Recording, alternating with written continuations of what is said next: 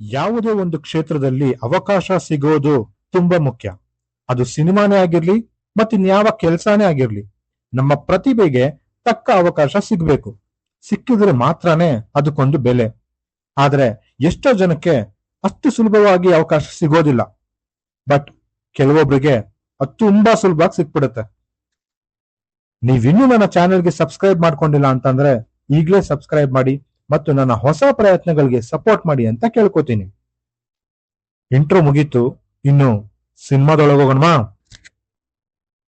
ಯಕ್ಕ, written and directed by Rohit Padaki, starrer by Yuvaraj Kumar, Sanjana Anand, Shruti and many more. Muthu ತನ್ನ ಊರಿನಲ್ಲಿ ಓತ್ಲಾ ಹೊಡ್ಕೊಂಡು ನೆಮ್ಮದಿಯಾಗಿ ಆರಾಮಾಗಿ ಜೀವನ ನಡೆಸ್ತಾ ಇರ್ತಾನೆ. ಅವನಿಗೆ ಊರಲ್ಲಿ ಒಂದು ಸಮಸ್ಯೆ ಉಂಟಾಗುತ್ತೆ. ಆದ್ದರಿಂದ ಅವನು ಬೆಂಗಳೂರಿಗೆ ಬರ್ಬೇಕಾ ಬರುತ್ತೆ. ಒಂದು ಸಮಸ್ಯೆಯಿಂದ ಪಾರಾಗೋದಕ್ಕೆ ಅವನು ಇನ್ನೊಂದು ಸಮಸ್ಯೆನ ಸೃಷ್ಟಿ ಮಾಡ್ಕೋತಾನೆ. ತಾನೇ ಸೃಷ್ಟಿ ಮಾಡ್ಕೊಂಡ ಸಮಸ್ಯೆಗಳಿಂದ ನಮ್ಮ ಮುತ್ತು ಹೊರಗ್ ಬಂದ ಇಲ್ವಾ ಅನ್ನೋದನ್ನ ನೀವು ಸಿನಿಮಾ ನೋಡಿನೇ ತಿಳ್ಕೋಬೇಕು. ಇನ್ನು ಸಿನಿಮಾದ ಪಾಸಿಟಿವ್ ಗಳ ವಿಷಯಕ್ಕೆ ಬರೋದಾದ್ರೆ ಅದು ಇಲ್ಲಿನ ಕ್ಯಾರೆಕ್ಟರೈಸೇಷನ್ಸ್. ಅದರಲ್ಲೂ ಯುವ ಮತ್ತು ಶ್ರುತಿ ಅವರ ಕ್ಯಾರೆಕ್ಟರ್ಸ್ ಚೆನ್ನಾಗಿದ್ವು.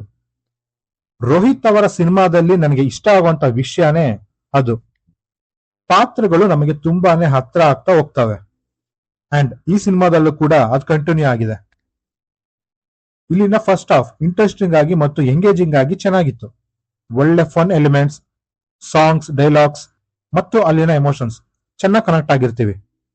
ಕ್ಯಾರೆಕ್ಟರ್ ಎಸ್ಟಾಬ್ಲಿಷ್ಮೆಂಟ್ಗೆ ತುಂಬಾ ಟೈಮ್ ತಗೊಂಡಿಲ್ಲ, ಬೇಗನೆ ಕತೆ ಒಳಗಡೆ ಇಳಿದಿದ್ದಾರೆ. ಇನ್ನು ಸಂಜನಾ ಆನಂದ್ ಅವರ ಪಾತ್ರ ಸಲಗ ಸಿನಿಮಾ ತರಾನೇ ಇತ್ತು. ಅವ್ರಿಗೂ ಇಲ್ಲಿ ಒಳ್ಳೆ ಪಾತ್ರನೇ ಸಿಕ್ಕಿದೆ.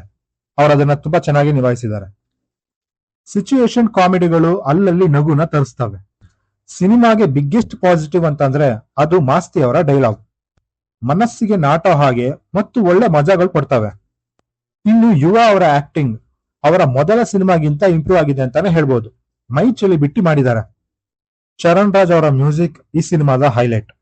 ಆಲ್ರೆಡಿ ಒಂದು ಸಾಂಗ್ ಟ್ರೆಂಡಿಂಗ್ ಅಲ್ಲಿ ಇತ್ತು. ಆಡಿಯನ್ಸ್ ನ ಮಾಸ್ ನಂಬರ್ ಅಲ್ಲಿ ಥಿಯೇಟರ್ಗೆ ಪುಲ್ ಮಾಡೋ ಫ್ಯಾಕ್ಟರ್ ನಲ್ಲಿ ಈ ಸಾಂಗ್ ತುಂಬಾನೇ ಹೆಲ್ಪ್ ಮಾಡಿದೆ. ಸಿನಿಮಾದಲ್ಲಿ ಒಂದು ಹುಡುಗಿ ಕ್ಯಾರೆಕ್ಟರ್ ಇದೆ. ಅಲ್ಲಿದ್ದ ಸನ್ನಿವೇಶಗಳು ಮತ್ತು ಡೈಲಾಗ್ಸ್ ಚೆನ್ನಾಗಿತ್ತು. ಅಲ್ಲಿನ ಎಮೋಷನ್ಸ್ ತುಂಬಾ ಚೆನ್ನಾಗಿ ವರ್ಕ್ ಆಗಿದೆ.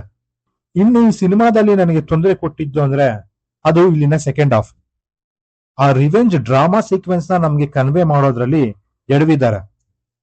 ತುಂಬಾ ಟೈಮ್ ತಗೊಂಡ್ರು ಅಂತ ಕಾಣಿಸುತ್ತೆ ಆ ಫೀಲ್ಡ್ ನ ಎಕ್ಸ್ಪ್ಲೋರ್ ಮಾಡೋದಕ್ಕೆ.